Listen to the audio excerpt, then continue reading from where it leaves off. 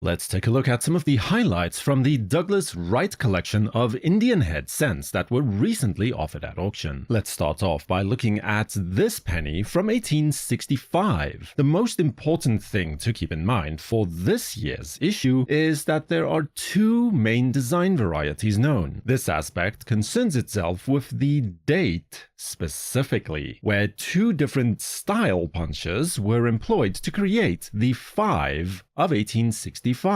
These are known as the fancy and plain 5 types, where the fancy 5 had an ornamental affectation added to the flag of the numbers, and the plain 5 was more stylistically in line with the rest of the numbers for the date. This coin is an example of a fancy 5, 1865 cent, and was graded by PCGS as an impressive MS66 Plus Red. During the auction, it was finally sold for $26,400.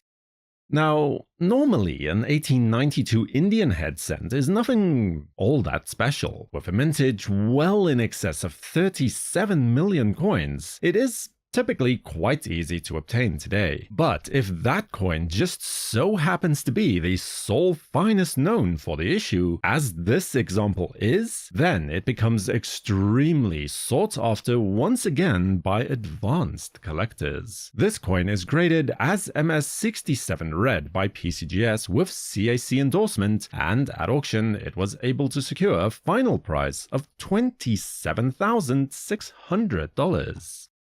The 1909 S Indian head penny is a clear key date for the series, boasting the lowest overall mintage for any such coin at only 309,000 coins. It was also the second only year after 1908 when the minor denomination was struck at any branchment. The low mintage is easily explained by the fact that this was a transitional year in which the Lincoln cent was also introduced, around midway through the year. Here we see a top-tier graded example from PCGS, slabbed as MS66 Plus Red, which sold for $28,800.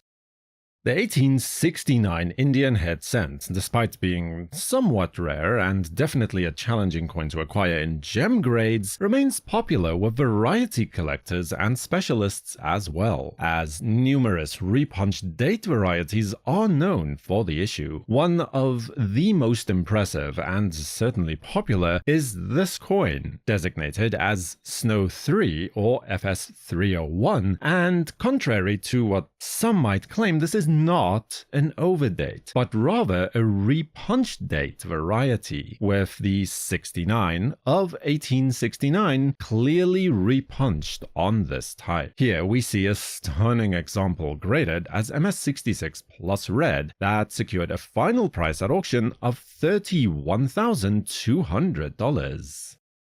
In 1860, the US Mint altered the design of the Indian head cent from the pointed bust type to the rounded bust type on the obverse of the coin. But as so often happens with design transitions, a small minority of the more than 20 million coins struck for the year was still minted with the older pointed bust type. A comparison between the older pointed bust and the newer rounded type brings the difference into more sharp contrast. This coin, the sole finest known example of the pointed bust type, is graded by PCGS as MS67 Plus and was sold at auction for $33,600. One of the best-known varieties for the series is without a doubt the 1873 doubled Liberty coin. Although multiple elements of the design is doubled quite effectively, the hallmark for this boldly and very eye-catchingly doubled coin is seen on the letters of Liberty, where every single letter is doubled so dramatically that near full separation is achieved for the whole word. This brilliant example of the coin is graded as MS65 Red and Brown, and when its turn came to shine, it was sold for the total sum of $42,000.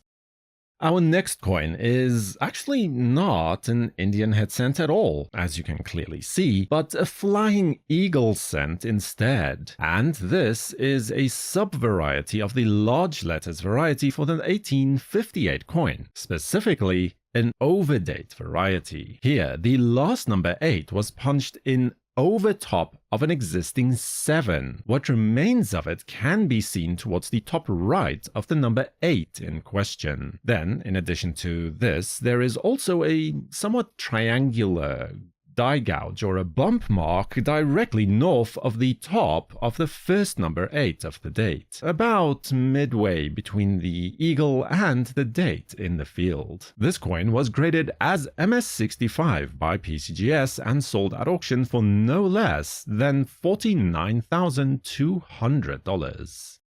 And then we have this extremely attractive penny. But not only is this coin in an excellent grade, but it is easily one of the most popular varieties for the series as well, the 1888 over 7 overdate variety. Here you can see the remaining elements of an underlying digit 7 underneath the last 8 in the date, peeking out from the very top left and the base towards the bottom right of the number as well. This coin was graded by PCGS as MS65 red and brown, and at auction it was sold for $66,000. 1897 was only the second year that the mintages of the Indian head cents went over 50 million coins, and one of the top variety coins offered from the collection was this 1897 penny that displays a clear repunched date variety. You can see the initial placement of the date, where there is a remnant of the tail of the 9 towards the southwest of the final placement, as well as an indication of the original loop of the 8 towards the south, inside the lower cavity of the number 8 as well. This spectacular coin was graded as MS68 red and sold at auction for $84,000. The 1864 L on ribbon proof coin is already a rare coin, with only 20 examples known. To confuse things even further, those 20 coins are divided further into 3 types: PR1, 2, and 3, indicating 3 different striking groups, with PR1 and PR3 being known as originals struck in 1864, while PR2 coins are restrikes, emanating likely from around 1869 instead. This coin is the only known example of the PR3 type to exist. Graded by PCGS as proof 64 red, it was sold at auction for a total of $90,000. And speaking of the 1864 L on ribbon Indian head cent, what we have here, apart from some wild toning and a coin that has just unmatched strike quality, is actually a pattern or a trial strike of the coin minted in pure copper instead of the regular bronze or copper nickel that came before. Graded by NGC as proof 65 brown, it managed to raise a total of $33,600 at auction.